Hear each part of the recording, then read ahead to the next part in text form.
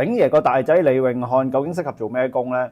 我諗咗好耐，有一種工作好適合佢做嘅，就係收數佬。你睇下李永漢高高大大，眼神空洞，啤人嗰陣好兇噶嘛。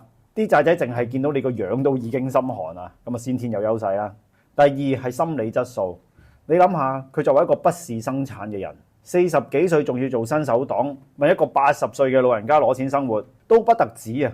你睇下佢嗰種理直氣壯，人哋明明冇欠佢，佢都可以咁理直氣壯去同人攞。如果人哋真係欠咗佢，佢仲唔係橫行無忌？同埋李永漢同阿鼎爺講嘅啲話術咧，用嚟追債咧係完全無縫交接，搬字過紙，即學即用。喂，你咁樣做人唔得喎！你有冇搞撚錯？嗰日兜口兜面教咗你點樣做，還5萬蚊一個月，你自己話得嘅，又唔係話一次過要你俾，跟住啲債仔肯定死狗噶啦。唔該，通融多2日啦。跟住佢可以點講啊？你繼續出屎橋啦，你繼續出屎橋啦。